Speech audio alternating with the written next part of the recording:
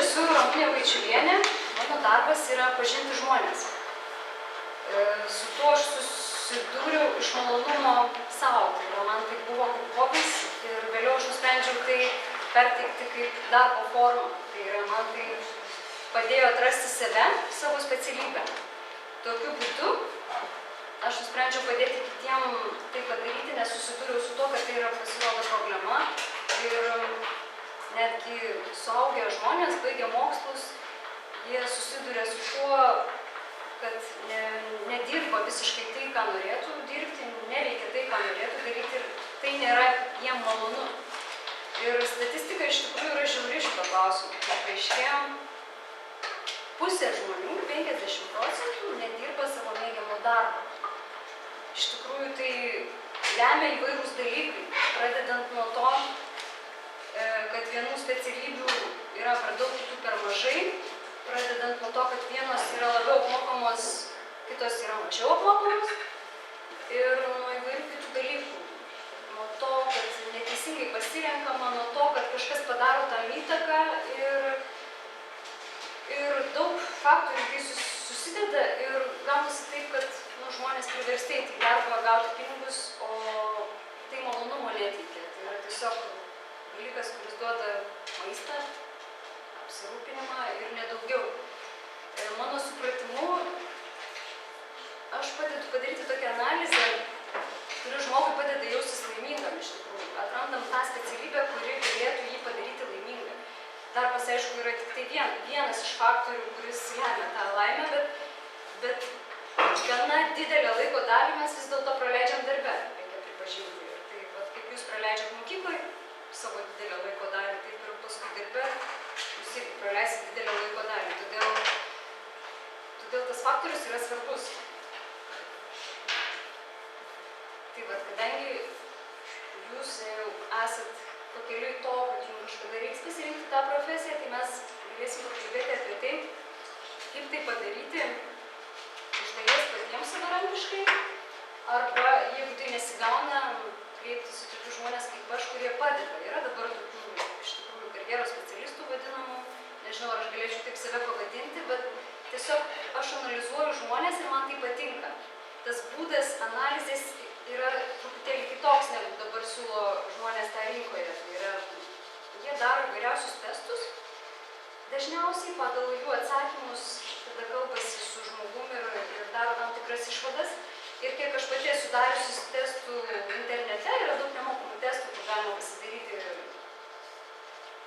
kurie pasakytų apie charakterio savybės, apie tinkamas specialybės, daugiau mažiau apie kryptis, apie tai, ar tu humanitaras, ar tu tiksliukas, daugiau mažiau tokius dalykus galėtų pasakyti. Jie padaro tam tikras gairės, bet tai nėra taip tikslu, kaip yra žmogus kiekvienas individualus. Kaip jūs žinote, netgi nėra žmogaus su vienodais pirštų antspaudais. Ką jau ten kalbėti apie polinkius, pomėgius ir taip toliau. Mes turim emocijas tam tikras, charakterio bruožus irgi galima suskirstyti pagal tam tikrus dalykus, bet tai, kaip tai yra individualu kiekvienam, reikia nagrinėti tiesiog susitikus akis į akį, su kiekvienu žmogum šnekant atskirai. Truputėlį apie šito metodo pranašumą pakalbėsiu. Kadangi tai yra gyva analizė ir žmogus ateina į gyvą pokalbį, pas mane bent jau, mes turim, jisai atsineša tam tikrą savybių paketą, kuris jau yra įgimtas. Kaip žinia, tėvų genetinis paketas, senelių netgi mus įtakoja tai, kokie mes esam dabar čia. Ir aišku, mes atsinešam savo savybių paketą, kurį integruojam su tais tėvų duomenim, kaip pavadinti galima tai. Žodžiu, ta visa visuma šitų savybių yra tam tikra informacija. Kaip jinai gali atsispindėti? Žmonės renkasi draugus, žmonės renkasi partnerius. Mes draugaujam ir bendraujam pagal tam tikrą, sakyčiau, intuityvią formą. Tai yra, mes ne tai, kad apžiūrim žmogų ir įvertinam, va, jisai man tiks į draugus, kitas iš tolo jau gali pasižiūrėti, jisai man netiks į draugus. Arba pabendravęs nusprendė, ar tiks ar netiks. Tai yra, mes vertinam ganėtinai intuityviai, mes neskirstom žmogaus į bruožus pagal tai, kaip jį renkamės į draugus, tarkim. Tai yra informacija, kuri mums užkoduota giliai viduje, mes ją atpažįstam tiesiog. Mes atpažįstam tą informaciją tam, kad pasirinktumėm savo tinkamą žmogų bendravimą. Ir va ta informacija vis dėlto yra, ją galima išskaityti. Kaip aš sakau, draugus galima pasirinkti intuityviai, bet pažinti save ir įvertinti, giliau pasirinkti, tarkim, profesijas atitinkamas jau reikia laiko, jau tam reikia skirti dėmesio, ko paprastai šiuolaikinis žmogus nelabai turi ir neskiria tam dėmesio, iš tikrųjų per mažai neskiriam tam dėmesio. Ir dažniausiai ta informacija, kuri aplink mus skraidžioja, tai yra ir televizorius, ir žiniasklaidos priemonės įvairios, ir draugų, ir pasirinkimų galimybių ratas, tiesiog mus išbalansuoja ir skiria, atitraukia mus nuo savęs, mes skiriam savo mažiau dėmesio. Tikiuosi, jūs sutinkat su tuo, kad mes esam informatyvus pagal savo išvaizdą vieni. Tikiuosi, dėl to, nekyla klausimų. Nes vis dėlto kiekvieną žmogų, netgi jeigu jisai nekalba, mes galim apibūdinti jau vien iš išorės. Nekalbant tai, kad jisai jau pradėtų kalbėti, prisijungtų dar tokia detalė kaip balsas. Jisai dar truputėlį dadėtų mums informacijos prie visos šitos visumos. Aš nesirenku analizį vien tik veido, nes tai nebūtų teisinga. Nes veidas yra, aišku, pagrindinis mūsų, kaip sako, pateikimo būdas, pateikimo portretas. Mes dažnai žiūrim vien tik į akis, tarkim, yra netgi paskirstymas statistiškai, kažkur tai skaičiau, kad vieni žmonės geriau perima informaciją verbaliai, kitiems žmonėms reikia daugiau perteikimo būdų. Tarkim, jeigu berods europiečiai naudojasi informacijos gavimu iš akių ir iš lūpų, tai tuo tarpu rytiečiai berods, jie ima informaciją tik tai iš akių, tai yra ignoruoja lūpų judesius, lūpų kalbą, jie aišku girdi, savaime suprantama, bet nežiūri tuo momentu, nedubliuoja lūpų ir akių, jie žiūri tik tai į akis ir tokiu būdu gauna informaciją. Gal truputėlį mistiškai skamba, bet ta informacija yra labai reali ir mes ją intuityviai pasąmoningai priemam ir proto apdorojam. Ir tokiu būdu mes sprendžiam, kiek tai mums tinka, kiek tai mums priimtina, ką tai mums sako galų gale. Aš parodysiu paveikslėlius, truputėlį pasirankėjau iš interneto, apie ką aš kalbu. Dabar susidomėjau iš tikrųjų mimiką ypatingai, nors dar truputėlį pasimėtysiu. Iš tikrųjų, kaip ir sakiau, negalima spręsti apie žmogų pagal vien tik jo, tarkim, veidą. Reikalinga visuma, nes analizė nebus išsami, jeigu mes imsim vien tik tai veido bruožus. Mes galim paimti, tarkim, nosies formą, antakių formą ir jinai kalbės daugiau mažiau apie skirtingus dalykus, bet iš tų visų dalykų mes sudarom visumą. Bet reikia nepamiršti, kad mes turim ir kojas, ir rankas, ir balsą, ir judesį, ir gestikuliaciją mes turim, ir tokiu būdu sujungus visą tą informacinį paketą mes gaunam pakankamai informatyvę analizę apie žmogų. Tai va, aš pasirankiau keletą iš tikrųjų nuotraukų, kurios galėtų šiek tiek, kad įjungčiau jūs į pokalbį, truputėlį paanalizuoti gyvų žmonės ir tos, kuriuos mes šiek tiek pažįstam, kurių gal nepažįstam, bet paaiškinsiu, į ką kreipiamas dėmesys ir kaip aš atskiriu profesijas. Tarkim, suaugęs žmogus, dirbantis, jau turi tam tikrą profesinį štampą.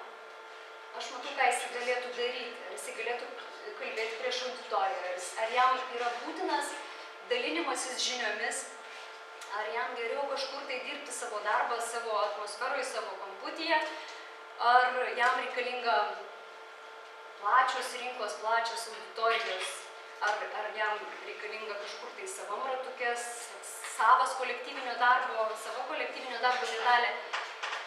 Žodžiu, įvairių žmonių yra, įvairių poreikių ir įvairių informacijos būdų apie tos žmonės. Aš netgi kreipiu dėmesį kartais, kaip yra, jeigu, tarkim, jūsų niekas nesusodino, kaip mūsų trečiokus juos dar persodinė, nežinau kaip jūs, bet jūs turbūt pasirenkat patys, kur kam sėdėti ir kur kam kokią vietą pasirinkti, Ir tai irgi yra informacija. Tai kaip jūs sėditės, kaip jūs sėdit, kaip jūs klausot informacijos, tai yra irgi informacija. Nu, tai tikiuosi, tai yra ne naujiena ir čia aš nieko naujo to nepasakiau. Bet netgi tai, tarkim, žmonės, su kuriais jūs praleidžiate daug laiko, jūs irgi stebi. Jie mato, galėtų pateikti arba paneigti, kaip dažnai jūs, tarkim, rengiatės panašiai, vat kaip šiandien. Ar ne? Kaip dažnai jūs vyniojatės kažką ant kaklo ar nesivyniojat. Tai yra irgi informacija ne tik tai tada, kai tu peršali arba kai tau. Tai yra dalykas, kuris duoda informaciją ir dėl ko mes tai darome. Žodžiu, jeigu trumpai, apranga mūsų informacijos dalis, tai kaip mes jaučiamės, mes apsirengiam paprastai tą dieną. Jeigu mes rengiamės taip nuolatos, tai jau yra informacija, kuri yra tęstinė, tai yra ta, kuri duoda informaciją apie jūsų būdo bruožus. Tarkim, jūs mėgstat rengtis pakankamai laisvai, jūs ilgai sėdit suole, kad jums būtų patogu, kad nebūtų šilta, šalta, neverštų ir taip toliau. Ir, tarkim, didelė, jūsų, nedidelė, bet, tarkim, ketvirtadalis jūsų yra kažką tai apsivyniojęs aplink kaklą. Žinot, ką tai sako? Čia yra pagalba kalbėjimo aparatui. Tai yra per čia mes išleidžiam verbaliai garsą. Tam, kad, tarkim, šiandien šalta, vėsu, eisiu į lauką, bet čia yra pakankamai šilta ir tikrai atrodytų to nereikėtų. Bet jūs uždedat kaip apsauginę funkciją balsui pačiam, verbaliai išraiškai. Ypač mėlyna spalva tam tinka, nes jinai sustiprina tą funkciją. Ir po truputį perbėgsim visus tos dalykus, apie kuriuos aš kalbėjau.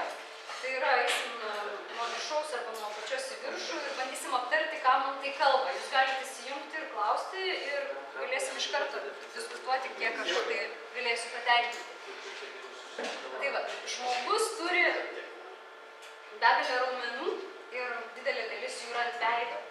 Tai formuoja mūsų veido bruožus. Kaip aš sakau, senėjimo procesas kaip ir gal ir nėra išvengiamas, bet tai, kokiomis emocijomis mes gyvenam, paišo mūsų veido bruožus. Tai ar mes ypatingai dažnai džiaugiamės, tai ar mes, koks mūsų požiūris į pasaulį, kaip mes sutarėm su draugais, visa tai tampo mūsų raumenis.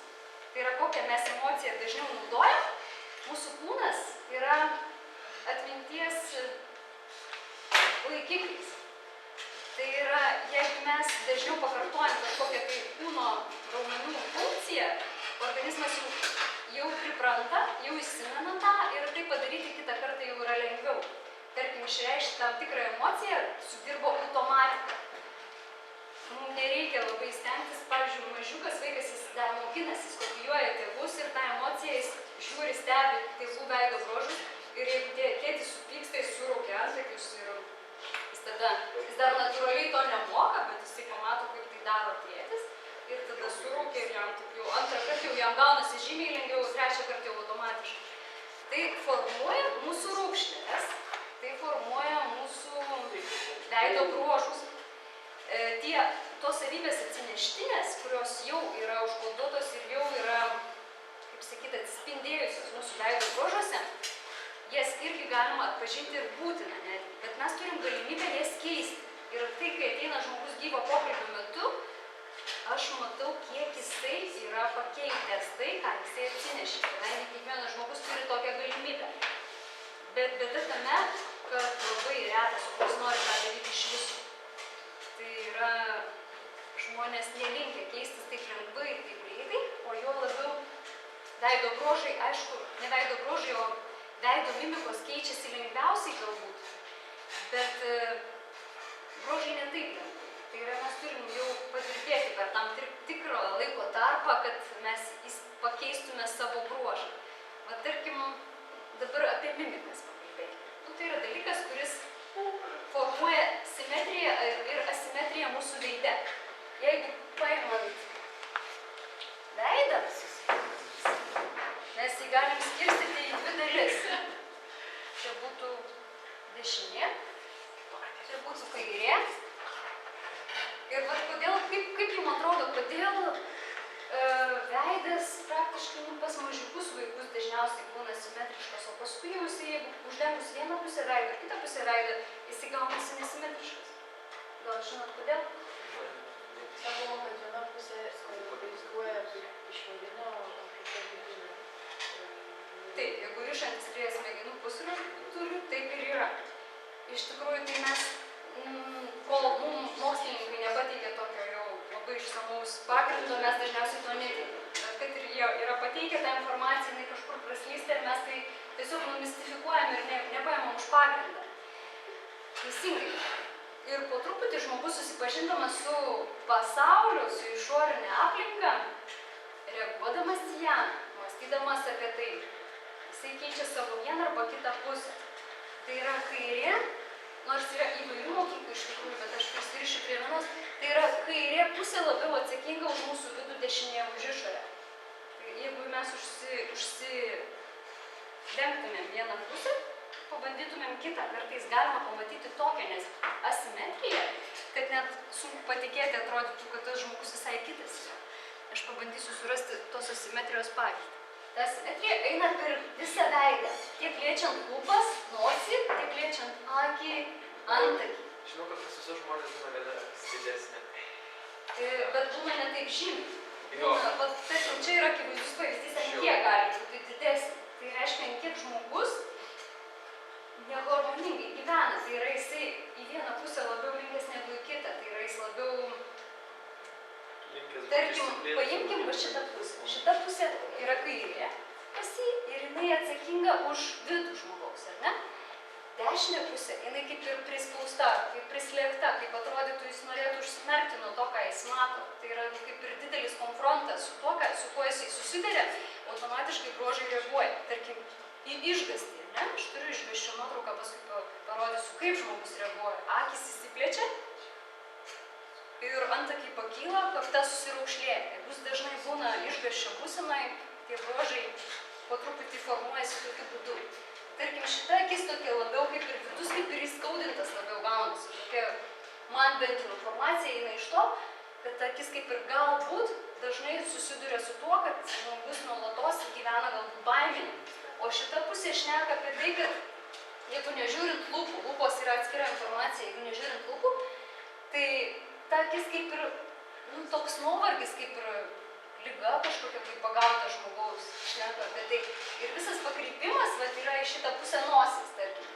Jūs sakysit, kad galima ir tiesioginiu būdu tą nosis pakrypimą paformuoti, bet tai irgi yra tiesa. Tai irgi yra ne šiaip sau duodama iš vienos pusės ir ne šiaip sau duodama iš kitos. Tai jau formuoja bruožų pakrypimą į vieną pusę, arba į vidinę, arba į išorinę. Tai yra, imkim dabar smakrą. Smakro forma šneka, kad šitas žmogus yra pakankamai racionalus. Čia, o toks kaip kiaušinio veido forma gaunasi. Jo smakra šneka apie tai, kad pakankamai masyvus smakras, tai yra žmogus be stipraus materialaus pagrindo sunkiai gyventų, jam būtų sunku, bet tas, kad jo smakras yra va tokios formos, dažniausiai būna pas moteris labai akivaizdžiai, tas racionalumas, tai yra jisai apskaičiuoja, kiek jam yra naudos iš to, kiek jis gali padėti kažkam, kiek geriau jam padėtų, va toks racionalumas. Lūpos šneka apie tai, lūpas pakilę, šitas kampas pakilęs truputėlį į viršų. Kada mes tai darom? Žinot, kada? Tai yra pašaipa. Tai yra būtent, pabandykite į kitą pusę, kreipti lūpą. Sunkiai gaunasi, ne? Paėti iš... O, žiūrėk, lūpą. Į šitą sunkiau. O į tą, kai mes žiūrim, tai pašaipiai skeptiškai pavadinkim į kažkokią situaciją, mes dažniausiai kreipiam lūpos kampą, į šitą pusę, kaip jisai pakreiptas. Į dešinę. Kitas sunkiau, prasme nesigautų jau kaip ir skeptiškai. Man kaip reikia dešinę nesigautų. Ir kiekviena mimika reaguoja, tarkim, į informaciją. Kartais mes galim tą lavinti, kartais mes darom tai visiškai intuityviai. Tarkim, informaciją sureaguojam arba skeptiškai, arba maždaug man tai nieko nesako. Aš parodysiu, kaip atrodo žmogus, kuris lavina mimiką. Žinot, kokios profesijos atstovai pas bus mimikalavimai. Žiūrėkit, kaip yra, kokie yra veidai. Žmonės, kurie turi persikūnyti į daug veidų, įsijausti į daug personažų. Tie veidai yra savotiškai ištapyti. Jie yra ištapyti įvairių mimikų, įvairių bruožų. Jie persikūnija jam, kad atlikti gerai vaidmenį, reikia persikūnyti į tam tikrą žmogų ir įsijausti į jo emociją. Ir ta emocija nuolatinė, kadangi jie dirba su tuo, jie nuolatos tuo gyvena, o taip atrodo veidai, kurie perteikia nuolatos kažkokią emociją. Tai jau aktorių atpažinti gatvėje praktiškai jau ilgai dirbantį parodyti. Nebūtų labai sunku, ar ne? Tokia yra specifika. Ir yra įvairių profesijų atstovų, kurie turi specifiką. Jūs dar turit galimybę, dar jūs neturit to štampo. Paprastai, kai ateina pas mane žmogus, mes atrandam 2, maksimum 3 sritis, kuriuose jis gerai jaustųsi pagal savo charakterio savybės. Pagal tai, tarkim, kiek jisai gali save realizuoti ir kaip jisai gerai tenai jaustųsi ir kaip jisai patenkintų savo lūkesčius. O čia jau žmogus yra pasirinkęs, jau jis turi antspauduką. Būna žmonės, kurie yra universalūs, jie gali veikti daug dalykų, gali neapsiriboti viena veikla, gali save realizuoti keliose, tarkim. Bet žinot, iš kur kyla problema jaunimui? Dėl ko jie dažniausiai nesugeba pasirinkti, kai ateina laikas? Nes per daug informacijos. Nes per daug gali jie. Jie įsivaizduoja, kad jie per daug, ta prasme, jie įsivaizduoja, kad jie gali viską. Nu, realiai, atrodo, ir tą galėčiau, ir tą galėčiau, ir aną galėčiau. Iš tikrųjų, tai kame yra testų minusas, dar pasakysiu. Ten yra klausimai apie tai, ar tu ten galėtum daryti tą ir tą, ar galėtum tą ir tą, ar galėtum aną ir aną. Aš bandžiusi, tarkim, žmogus su patirtim, jau išmėginusi tą, ką jie siūlo daryti, aš jau žinau, ar aš galėčiau ar ne. Jeigu jūs su tuo nesusidūrė realiai, jūs galite tik tai spręsti maždaug intuityviai, ar jūs galėtumėte tą daryti ar ne. Ir kartais tas atsakymas nebūna tikslus. Dėl to, kad jūs neįvertinat savęs iki galo, ar neįvertinat, kaip jūs jaustumėtės darydami tą ir aną. Tarkim, jūs galite išbandyti mokykloje auditorijos meną. Tai yra, jūs galite kalbėti prieš klasę, jūs matot, kaip jūs jaučiatės. Ar jums tai sunku, ar reikia save perleipinėti, jūs vaidinat scenoje mokyklos spektakliuose, jūs žinot, kuris veržiasi tiesiog nori vaidinti, jam reikia savirealizacijos, o kitam visiškai to nereikia, jis geriau pastebės iš šono, panalizuos, kaip jūs vaidinat, įvertins, ar tai buvo gerai ar ne. Vat įvairių mes turim poreikių. Užtat kartais ta scena gali būti ir užkulisiai, ir pati scena. Tarkim, žmogų gali traukti tokia sceninė veikla, bet jisai geriau jausis darydamas, tarkim, reguliuodamas, kaip tai turi atrodyti iš šono, stumdydamas dekoracijas arba režisuodamas tą spektaklį, negu kad jisai visą dėmesį į save susisiurdamas jausis, tarkim, scenoje kažkaip tai gerai. Dešinės pusės, kaip šipsaisi, labiau pakyla. Tai reiškia, kaip tu reaguoji į tą informaciją dažniausiai. Jeigu tu reaguoji nuoširdžiai ir tavo veidas jau nebus iškreiptas tam tikrų dažnų mimikų, tai tavo abudu kampučiai turėtų daugiau mažiau vienodai. Jeigu ta informacija tau kelia tokį abejonę kažkokią, tai arba nepasitikėjimą, tu gali pusę lūpų pasišypsoti ir bus tai tavo reakcija į tą informaciją. Nu, va čia nėra tokia didelė asimetrija. O ką jums sako, va, tarkim, tie bruožai? Gražiai. Gražiai. Tai mes dažniausiai taip apie žmonės ir sprendžiam. Tai va čia tokia bendrinė informacija, pagal kurią mes sutinkam žmogų. Gražiai. Gerai. Jeigu mes dabar pabūkim analitikais ir panalizuokim veido bruožus atskirai. Yra kaktos dydis, yra antakiai, yra nosies forma, yra akis. Pasakysiu, kaip darom analizę. Įsižiūrėkite, kas labiausiai krenta į akis. Atsiskirusios akys. Labiausiai. Lūpa. Neišraiškingos akys kažkokios, labai be emocijų. Man tai žandikaulis, nes labai didelis. Labai ilga. Irgi ovalė kažkodėl. Labai ilga. Ausis priglūdusios. Ausis, ne? Imkim viską į analizę. Plaukai sušukuoti ant kairės, ant dešinės pusės. Ant dešinės pusės plaukai sušukuoti. Ar žinote, ką reiškia, kai žmogus atrodytų jam gražu, bet jisai pasidaro griškutę saunant? Ar žinot, ką tai reiškia? Ne. Truputėlį noras paslėpti save. Truputėlį noras save atsiriboti nuo informacijos, kuri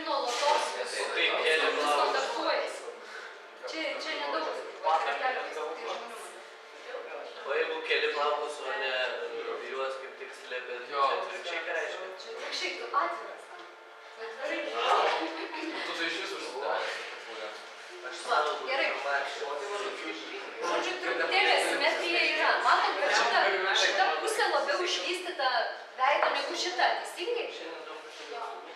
Kairė pusė kaip ir, pavadinkim tai ne atrofija, bet jinai labiau susitraukus negu šita labiau šita.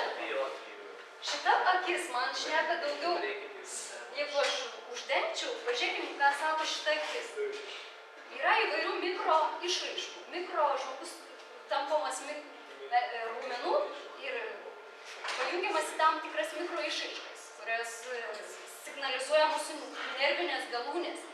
Ir tarkim, šita akis, nuotraukos apskritai yra labai informatyvios, dėl ko aš apsėmiau daryti nuotolinės konsultacijas ir spręsti apie žmogų iš nuotraukos. Aišku, man labai padeda, kai žmogus atsiunčia video filmuką, tada aš jaučiu jo truputėlį judesio ir balso girdžiu.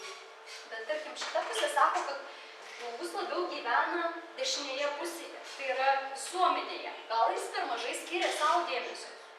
Jisai tiesiog save apleidžia kažkokiu būdu, galbūt savęs nemyli, akis sako apie tai, kad jis tokia baimės tokia pasiišaiška. Ir aš nežinau, kas čia per žmogus, tiesiog susiradau nuotrauką, ieškodama internete. Vat mes bandom apie tai paanalizuoti, pakalbėti. Lūpos, aš manau, jeigu jinai šypsotųsi, turėtų būti vat iki čia kažkokia tokia plati išraiška būtų lūpų, ar ne? Nu, turėtų pagal lūpų dydį patį. Nėra maža burna, nėra... Galbūt jinai galėtų gerai dainuoti arba kalbėti prieš auditoriją, bet panašu, kad tokio didelio noro jinai neturi. Čia tik aš taip sprendžiu iš pirminių dabar, nežinau net kas tai yra. Informacija jinai priima gana aptakiai aplink save, vat ausų. Aš pasimėtysiu per bruožus, kadangi mėginu išlaikyti jūsų dėmesį iš tikrųjų. Ausys dabar, jeigu žmogus va taip va, tarkim, jo ausys ganėtinai frontalios, tai jam geriau kalbėti, informacija yra iš priekio. Ką jūs kalbėsite iš šono, jis jau girdės, arba iš nugaros, jau jis girdės sunkiai. Kai žmogaus ausys yra prigludusios, jis turi galimybę imti informaciją iš didesnio akiračio, pavadinkim tai. Dažniausiai, kaip sako, yra verslininkai tokios ausys, kurios yra ypatingai prigludusios, nes jam yra verslininkai, kuriems svarbu informaciją gauti iš visur aplink save. Jam neužtenka tik iš priekio. Aišku, yra specifinių verslo rūšių, kur, manau, yra įvairių ausų formų. Tai jeigu keistis atlėpus ant ausų versti ir versti būtų, tai bet tau vis tiek nepasiseks. Ne, aš tiesiog sakau, čia reikia priimti to už pagrindą. Jeigu pas tave tokios ausys, tai nereiškia, kad tu nebūsi verslininkas. Tiesiog ta informacija tau geriau, tu gali atrasti savo nišą ir ją panagrinėjus, netgi labai smulkiai galima atrasti, kur ta niša. Bet čia sukuria, kada tu girsti, o nebūna tai, kad tu... Nu jau ausų, šito nebandau pakoreguoti su plastinė operacija, bet aš nemanau, kad to reikia. Kaip sako vienas merginas, mane informavo taip, sako, kodėl jūs, sako, rišatės prie tokių formų. O čia vat yra ganėtinai apvali ant tokių formų, ne? Sakė, kad jas galima pakoreguoti. Jas galima paformuoti šiais laikais, merginos žino, kaip tai daro. Tai ir plastinė operacija galima padaryti irgi, bet tai irgi bus bruožų pokytis. Tai nereiškia, kad tai neįtakos toliau vidaus. Tas procesas yra grįžtamasis. Tai yra, kas yra viduje atsispindi mūsų išorėje, kas yra mūsų išorėje, kaupiasi mūsų viduje ir vėlgi atsispindi išorėje. Tai va, tai yra ratas. Informacinis. Jeigu mes keičiam savo išorę, grubiu būdu, tai įtakoja mūsų vidų ir vėlgi įtakoja mūsų išorę. Tai va, čia ant tokių formų aš šneka apie emocionalumą. Žmogus yra pakankamai emocionalus. Aš paimsiu 3 galimas ant tokių formas, nors jų variacijų gali būti įvairių. Tai yra žmogus pakankamai emocionalus. Aišku, reiktų žiūrėti visumą su veido bruožais, su kitais veido bruožais. Yra forma, kuri tokia, tarkim, pusė emocionalumo, pusė racionalumo. Reiškia, kad jisai geriau valdys savo emocijas. Jisai negyvens vien tik, tarkim, toks žmogus, jisai gali pergyventi ir už save, ir už kitą, ir jisai jautriai pernešti įvairias situacijas, tarkim, gali būti labai stipri empatija. Jisai galbūt netgi negalės žiūrėti į kraują, nes jam viduj sukils emocijos, kad tai yra galbūt jam, jis gali pojūčius netgi perimti. Tokie žmonės yra pakankamai logiški. Daugiau apie visiškai visišką racionalumą, tai yra nesivadovavimą emocijom, aš čia grubiai vertinti tas formas. Nu, va taip. Tai va tokie yra dažniausiai. Reikia žiūrėti, ant kiek vat, jie vat, tiesus, ant kiek jie eina štampu ir ant kiek jie va taip va lenkiasi. Prasme, vat šitas santykis, jisai šneka apie tai, kad žmogus yra viduriukas, jis daugiau galbūt harmoningiau reaguoja į situaciją. Tai yra jisai priema emocionaliai, bet išsprendžia logiškai, racionaliai. O čia jau emocionalumo nedaug, jau šitas kampas aštrus, jis yra tikslingas, konkretus, kryptingas, kiek stipriai. Pavyzdžiui, labai vešlūs santykiai pas vyrus, jie dažniausiai šneka apie globą. Tai yra, kad žmogus gali pasirūpinti. Čia moteriai yra stiprus rodiklis, jeigu nori, kad jie rūpintųsi, tai vešlus santykis jisai šneka apie kiek. Tarkim, masyvus žandikaulis, tai čia yra tokių žmonių genetika labai iš seno paveldėta, dabar kaip žinia, mūsų žandikauliai mažėja. Ir net dantis ne visi telpa iš žandikaulius, užtat tenka tam daryti įvairias dantų šalinimo operacijas. Bet jeigu jis yra to tokio pirminio, kaip sakau, stiprus genas, stipri sveikata, mažytė nosis siaura, paprastai vyrui nosis turėtų būti masyvesnė. Tai yra, jisai tada labiau yra prisirišęs prie materijos, jisai labiau gali aprūpinti šeimą, kas yra taip tradiciškai funkcija vyro šeimoje. Smulki nosis jau yra toks kaip pagrindo nebuvimas. Aš manau, kad veido bruožai didėja sunkiai. Mes tada stipriai turim prieštarauti savo, kad keistųsi mūsų veido bruožas. Tarkim, mes turim tam tikrus poreikius, mes save pristatom auditorijai, draugam, šeimai, vat aš esu toks ir viskas, aš esu tokia ir viskas. Mes nesikeičiam taip. O keisti save reiškia truputėlį laužyti savo pagrindus, savo įsitikinimus. Jaunas žmogus dar lankščiau į tą žiūri, bet jis dažnai nemato prasmės, kam aš esu toks ir viskas. Ir priimkite mane tokį, koks aš esu. Ir gyvenkite ir džiaugitės su žaidimui. Bet tas vat stereotipų savo viduje laužimas, jis keičia mūsų išorę, bet dažniausiai ne pačius va tuos pagrindinius veido bruožus. Jis gali keisti mūsų lūpų simetriją, lūpų kampučius, pakelimą į viršų arba nuo pagrindiniai pusėnai nusileidimą atgal. Akių kampučius, antakiai labiau judinami. Nosies forma jau ne taip. Čia jau, kaip sakant, su amžiumi, kadangi mes turim tos kritinius senėjimo laikotarpius, tokius bent jau 3 pagrindinius.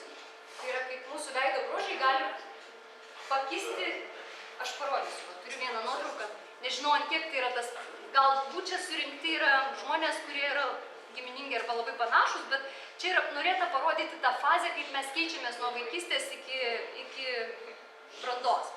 Labai panašus, ne, gimininga nosis. Va, nu jinai truputį keičiasi, bet forma praktiškai išlieka ta pati. Aš nežinau, ar čia mama, anūkė ir močiutė, ar čia yra to paties sudubliuota nuotrauka, sunku pasakyti iš tikrųjų. Bet vat, pažiūrim, kas keičiasi. Keičiasi smakras, lūpos truputėlį. Visada tos moteris viršutinę lūpą prisėda su amžiumi. Vėlgi pradeda mažinti. Sunku pasakyti. Jos atakas. Tai gal pas visus gal tas žandikaulis kažkiek atvinko. Iš tikrųjų, tai labiausiai reaguoja antakiai. Akys, aišku, akių visi šitie va. Čia atsiranda daugiau raukšlių, mes matom, kaip ir keičiasi viskas. Čia yra parodyta, kaip žmogus keičiasi. Gali, bet dažniausiai mes pamatę seną žmogaus nuotrauką vyresnį, jaunystėje jį galima atpažinti. Nėra tie bruožai ant tiek pasikeitę, kad mes jau neatpažintume. Labai retas, kuris keičiasi ant tiek, kad mes žmogaus pačio net neatpažįstame. Pavyzdžiui, akių lygis keičiasi. Tai vat yra prieštara. Ta prasme, kaip mes galim paimti visą pusę. Ne tik akių lygis, tada krypsta ir lūpos tempiasi paskui save. O, ta baisi moteris. Atrodytų išoriškai labai gražiai, ne? Tai super manekenė po 8. Aha, Cindy Crawford.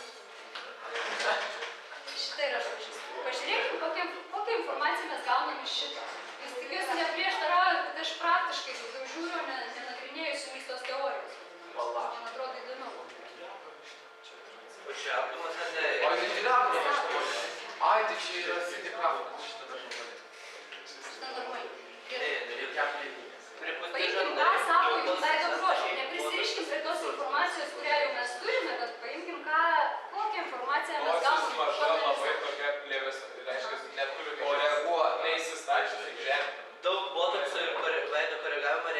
gėdijasi savo veido.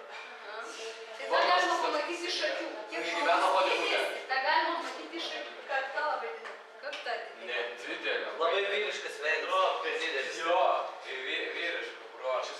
Čia viena gražiausia emocija moterų buvo. Emocija persimuša vyrišką. Bruožas visiškai moteriškas. Kutinumas, visa kita. Šypsena, tokia gal ten ir operuota, aš nežinau, bet šiaip bruožai gana moteriškai, o emocija persiduoda vyriška. Kaip jūs sakot, labai vyriška. Matot, koks atrodo, bet iš ko jūs sprendžiate, kad tai vyriškas? Galėtumėt paaiškinti vėliau? Pamusų buvo. Ir tas žandimulis. Jo, Šiaip gal biškį priėmė. akis daro. Gal čia tiesiog kompiuteris? Jinai atrodo labai išnaudinga ir žodžiu. Bet jau O pagal tai sprendžiate, kad Atlieka vyriška? biškį ne savo to pareigą. Šiaip Tai tiesą sakant, nepatinka tai, kas ką jinai daro. Man tai jinai pirminai Ne, yra. jinai atlieka ne, šiaip tiesą sakant, jos veido bruožai žiauriai pakito per metus, nes tai buvo dar gražesnė. Nu rimtai, jinai žiauriai Aš kitaip nežinau, atrodė. kokią sumą čia nuotrauką, aš negaliu. Čia 2000 kokių 8 metų. Sunku pasakyti. Gal dabar Žiauriai. tokia kokia suraudu, tokia paėmė. Taip, dabar antakių. Pusės antakių aš nematau, negaliu spręsti pagal antakius, bet aš matau akių spalvą, pavyzdžiui. Ką jums sako akių spalva? Rudakis. Jo, bet ką jums sako? Kaip jūs atsitinkat rudakių žmonės? Mes turim tam tikras asociacijas, tam tikras emocijas, kurie... Aš tai jau vėliau. Irgi. Kodėl? Nes tam šios atvejas. Bet žiūrint, koks galvoma, tokia Ne, agresyvus žmonės, man atrodo, bet jau kiek yra aš žinau. stiprios charakterio savybės. Žiauriai. Kas po tom stipriom, ten jau reiktų nagrinėti. Bet tai yra pakankamai stiprių žmonių žemiškos savybės. Tai yra, jeigu mėlynakė, jie labiau tokie, kaip sakant, jie labiau intuityvūs, jiem labiau parankiau vadovautis intuicija, ir tai nėra blogai iš tikrųjų.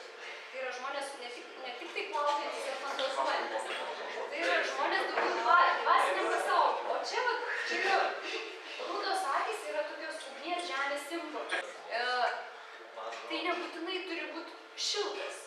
Jeigu jisai turėtų atspindėti kitos veido bruožų savybės, kadangi mes nematom viso kūno, mes darom analizę pagal galvą, pagal plaukus, pagal lūšis, pagal veidą.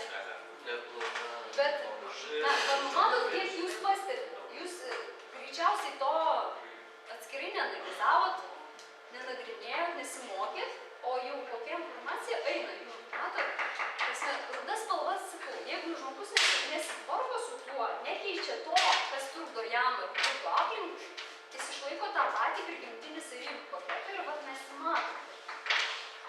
O tarkim, tos garsenybės, kurios nuolatos naudoja botokso injekcijas, taigi jos sustabdo botokso injekcijas, taigi jos nebegali rodyti emocijų. Tai kaip tada nusakyti, koks yra žmogus?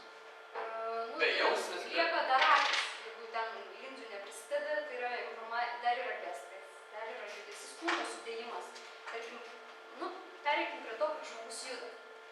Tarkim, jūs visi galima netgi pažinti, kaip aš kalbėjau, judesį, tarkim, eina tėtis ir sūnus, galima pamatyti, kad tai yra giminingi žmonės, tai yra, jie turi sąsają. Mes turim tarkim, jeigu tėtis turi tokį lingavimą, tai ir sūnus turi tokį lingavimą. Matom, kad jie yra susiję, ne? Persiduoda, tam tikrą informaciją persiduoda. Bet jeigu neimant žmogaus judesį gali įtakoti ne tik tai prigimtiniai dalykai, gali įtakoti ir traumos. Laikysena, kaip mes sėdim nuolatos, kur pas mus kas iškyla, kaip mes taip save kontroliuojam ar nekontroliuojam, ar sportuojam, ar prižiūrim save ar neprižiūrim. Ir netgi kokią sporto šaką, jūs kokią sporto šaką aktyviau naudojate, tai irgi informacija įsirašo į jūsų kūną. Labai daug esu pamačiusi, ką žmogus veikia. Pas vieną yra plastiškas judesys, ant jo merginos, kurios lanko baletą, tas labai matosi. Pianistės irgi su ištiesintom nugarom, tas irgi labai matosi. Tarkim, žmogus, kuris kultivuoja kažkokius tai menus kovų, tas irgi labai matosi. Laukimas yra kitokia išraiška. Tai irgi stiprus pečių išlavinimas ir judesys atitinkamas irgi matosi.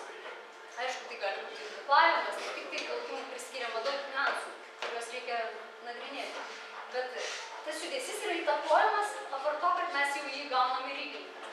Ir jeigu žmogus eina skubėdamas, ir tai yra nuolatinis jo būdo bruožas, tai yra jis nuolatos skuba, tai reiškia jisai ganėtinai, panalizuokim, nešališkai tą visą. Jis ganėtinai atsainiai žiūri informaciją. Jis gana greitai galbūt ją ima, bet jis gali gana greitai ją ir atiduoti. Tai yra skubotai priimti sprendimą, neapgalvoti. Arba jisai neįvertina tos aplinkos, kuri yra šalia jo. Tai atsispindi ne tik tai tada, kai jisai eina keliu ir, tarkim, užsimastęs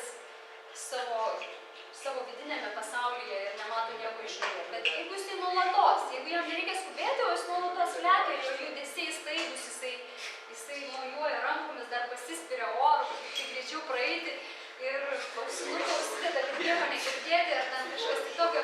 Bet tai turi būti nuolatinis būdo bruožas. Ne tai, kad aš vieną kartą nusprendžiau muzikos paklausyti ir tiesiog praėjau gatve, ten prasibėgau parko. Tai va, tai šneka apie žmogus galbūt ne visiškai tinkamai įvertinimą aplinkos, neobjektyvumą. Jeigu mes praeidami gatve, einam tą pačią gatvę nuolatos, mes jau nebematom ten į ką žiūrėti. Tarkim, nėra į ką žiūrėti, viskas atsibuodė, viskas žinoma, bet visada yra ta informacija, kuri pro mus vaikšto. Ir žmonės keičiasi, augalai auga, medžiai keičiasi, spalvos, dangus, dar kažkas tai keičiasi kažkas. Nors mes ir neįvertinam, kad tai yra informatyvu ir kad tai kažką tai mums duoda. Tai va čia kalbam apie judesį. Jeigu žmogus gestikuliuoja kalbėdamas, kaip jums atrodo, ką tai sako?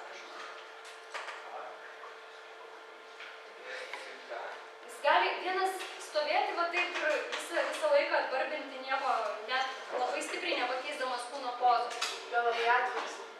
Labai mėgsta išsireikšti emocinis. Aš tai kaip jums sakyčiau. Ne, aš tikrai Ne, tas turi gersta nuosta. Emocingas gali būti ir jautrus, man. O čia vat gali būti drovumo, jautrumo požymis. Žmogus neskiria, neleidžia savo tos išorinės išraiškos, jisai kažką kalba verbaliai, bet jau jisai kūnui ir negestikuliuos. Tai yra žmogus gestams skiria dėmesį tada, kai jam trūksta išraiškos verbaliai. Jam neužtenka žodinis išraiškos, jam reikia mojuoti galvą, jam noras perteikti informaciją ir jis ją bando įvairiais būdais pasiekti auditoriją. Auditorija yra didelė, yra pakankamai sunku kalbėti ir tarkim aš įjungiu ir gestikuliacijas kažkokias. Jeigu žmogus, aš jau būtent prieš auditoriją, jeigu žmogus emocingai išreiškia, kaip jūs sakot, savo, jam neužtenka, jam tiek emocija, kad jis turi kalbėdamas klaidytis į visas pusės ir parodyti, net nuo jo trauktis norisi, kiek jisai gali tą išraišką būti jo plati. Galima spręsti apie jį, kad jisai galbūt jam reikia plačios auditorijos savo išraiškai. Galbūt jisai galėtų kalbėti didesnei auditorijai negu kad vienam žmogui. Galbūt jam reikia pakontroliuoti tam tikras savo emocijas. Galbūt jis nesupranta, kaip jas reaguoja kiti, gal jis neempatiškas. Nejaučia, kaip tai veikia kitus jo gestikuliaciją, nes yra tokių gestų, kurie yra nemalonūs.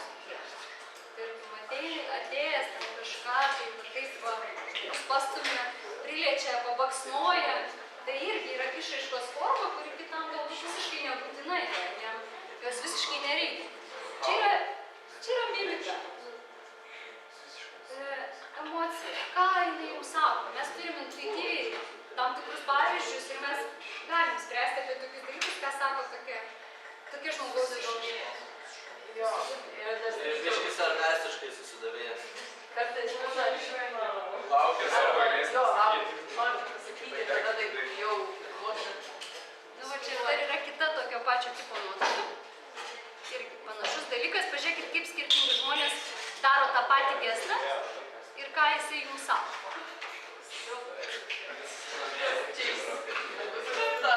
Išsitraukęs į pokalbį. Nežinau, bet aš išlaiktai darau.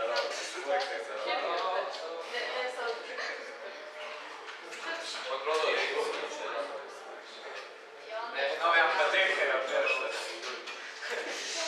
Aš tai sakyčiau, iš tikrųjų tai yra informacijos nutylėjimas. Tai yra žmogus save blokuoja, kad jisai nepasakytų to, ko jisai, ar Kažko nereikia. Mes dažniausiai, jeigu norim pameluoti, kas liečia, va dabar sakau, labai susidomėjau šitom mikromimikom. Žmogus padaro tam tikrus kremosios judesius. O jeigu tiesiog daro ir Tiesiog daro nebūna. Tiesiog nebūna. Tiesiog mes kartais nepriemam to į savo akiratį. Tai yra tam tikra melo dalis. Dar kuri melo dalis yra, mes kartais,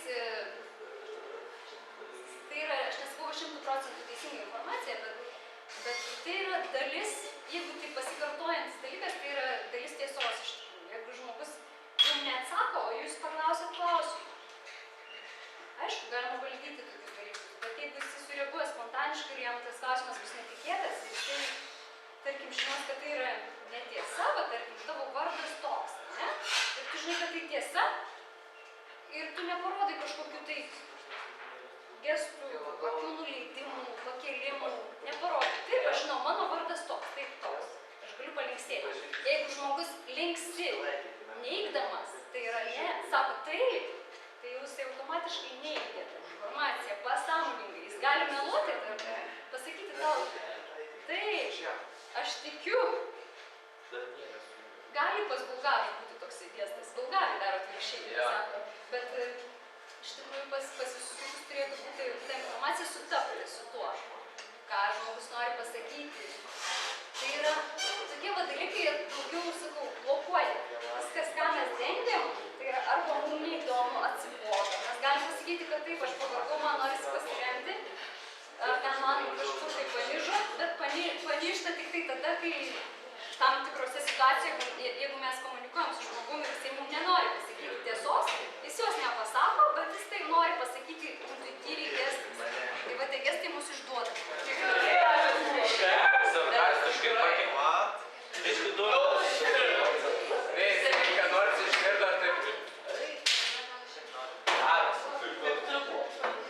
toks juokingas, šypsas. Jeigu jis dar būtų stipriau suvedęs antakius prie viso šito paketo, kad suraukta kakta, pakelti antakiai, didelės akys yra nuostaba, aišku. Bet jeigu jis būtų suvedęs dar antakius, tai būtų ir subaimės išaiškata. Prasme, ir lūpos kamputis pakeltas, nu jis čia kažkaip tai gudriai į tą pusę, bet skeptiškumą irgi duoda. Tai prasme, tokia informacija jį veikia ir nuostabiai, tai yra jis nustemba ir tam tikrais skeptiškai reaguoja. Ta informacija, reiškia, jam nepapriimtina. Čia kada paklausė, kad jam nebūtų patogu, kad mano buvo sumokytas. Greičiausiai, jis nenori neklausyti. Antakiai vežtus, teisingai. Ką jie sako? Kad reikia Jis labai darbštus, per darbštus. Bet jis rūpestingas. Dažniausiai jis gali galvoti. Tai yra, jeigu jis turi vaikų, jis pasirūpins lygiai taip pat pasirūpins mama. Bet gal jis nelabai gražiai apie antakį, kaip man sarkastiškai. Nu čia grožio supratimas pas mus yra individualus reikalas. Čia negalima spręsti, kas kitam gražu, kas kitam gali būti negražu. Nosis siaurumas, tarkim, moteris turi labai įvairią nosių formą. Aišku, vyrai jie turi, bet pas moteris labiausiai matosi, jeigu nosis yra pas politikės, tarkim. Masyvus matras, stambi nosis, jos šneka apie tai, kad jos gali būti valdingos, jos gali strateguoti, jom reikia apčiuopiamo materialaus pagrindo, jos gali būti moteris su vyro, atliekančios vyro pareigas. Jeigu yra smulki nosis, žmogus gali būti kruopštus, gali būti smulkmeniškas, gali jisai žiūrėti, tarkim, darydamas kažkokį ilgalaikį darbą, jisai tikslą turėdamas, jisai link jo palaipsniui, žingsneliais, mažais žingsneliais. Jeigu nosis yra tokia plati arba kumpa, rodo kūrybiškumą. Didelė kūryba, tai yra, jisai gali, jam neužtekti paprasto atsakymo, jisai gali kūrybiškai prieiti prie sprendimo, prie situacijos, prie to, ką kiti mato racionaliai, matematiškai apskaičiuotai, kitas gali visiškai rasti kitokį sprendimą, kūrybinį. Jeigu nosis yra pakelta į viršų, tokia riesta truputėlį, čia daugiau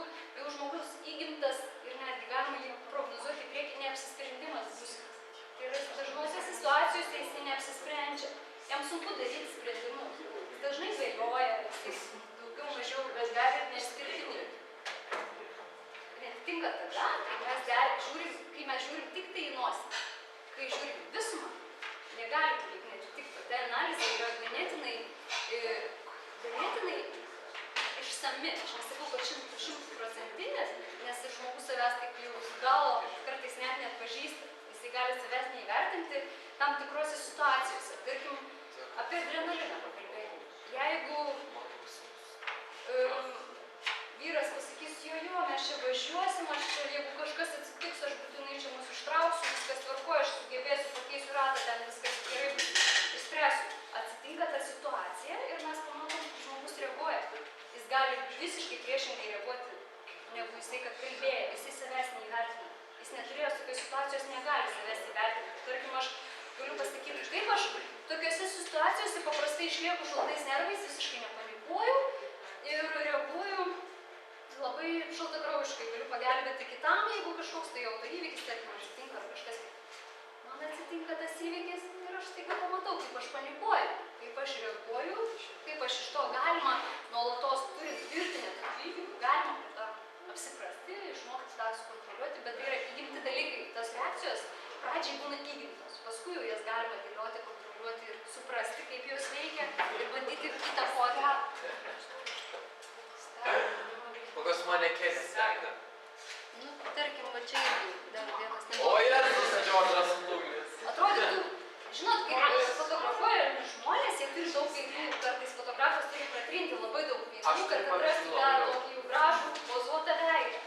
Tai vat mes kartais fotografai pagauname tokias vat emocijas, kad ant tiek ištempti veidą, tai turi būti nuolatinis dalykas iš tikrųjų. Tai nebus vienkartinė veido lankstumas, kaip pavadinti veido elastingumas. Tai yra nuolatinis viena akis tyrinti. Tai yra ta, kur jisai pasilieka vidinė jo akis atmerkta, jisai vis dėlto tyria tas situacijas, ne vienu akim ten užsimerkia, jisai tyria situacijas. Jis pasilieka savo informacijos šaltinį. O kita jau šneka apie tai, kaip tu man atsibodai, kokias tu šią nesąmonės kalbi ir apskritai, kas čia per informacija. Bet tas pats žmogus, kai jisai tai padaro, jis pats nesuvokė, tarkim, dabar tu man atsibodai, kai aš tai darau. Mes dažnai nematom savęs iš šono, kaip mes reaguojame. Mūsų nervai, kaip sakant, ta emocija, tos raumenukus patampo taip, kad mes įsivaizduojam, kad mes absoliučiai neišsiduodam, kad mes tos informacijos visiškai neperkeliam į išorę. Būna tai dažniausiai būna visiškai netiesa. Žmonės, kurie aktoriai, jie gali, dirba su tuo, mimikai, kaip sakant, jie dirba su tuo, jie gali valdyti savo reakcijas daug geriau, negu mes sureaguojam spontaniškai į tam tikrą informaciją. Jeigu aš padarysiu jums kažkokį tai staigų netikėtą dalyką, aš pamatysiu jūsų tokius skirtingus veidus, jūs negalėsite tos staiga pakeisti. Tai nėra taip lengvai valdomas procesas, kaip atrodo. Šiaip tai tie, kurie žmonės labai stipriai linkia į materiją, bus masyvaus, kaip sako, iš kaklas išaugęs iš ausų pasivų. Jie tokie pakankamai, viskas turi būti apčiuopiama, materialu, suprantama, be pagrindo nebus, jeigu ką, vis tiek sureguliuos. Tai prasme, galbūt daugiau skirsti ne dvasiniam, emociniam pasaulio dėmesio, ne bendravimui, santykiam, galbūt daugiau aprūpintis. Čia toks tai dabar ne iš priekio, aišku, bet veido forma pakankamai tokia negrubi. Jisai taip ganėtinai švelniai pasiskirstė bruožai, nors nosis šneka apie tai, kad jisai galėtų būti kūrybiškas žmogus. Ne? Niekas nepaminėjo lūpų. Matot, kaip prikasta lūpa? Kada mes prikantam aukštinę lūpą? Pagal save spręsime, kada mes tai darome. Kada prieštarauja kažką? Tai panašus dalykas, kaip va šitas stengimas, tik tai čia greitesnis ir be rankų. Nenoras kažko pasakyti, slėpimas informacijos, sulaikymas savęs. Tai yra neatsidarimas, o užsidarimas. Daugiau vat apie tai šneka. Akis, aišku, vat šitie jau rutulai yra nuo nuolatinių dalykų, yra nuo nuolatinių nemigų, gal kažkokio organo disfunkcijos.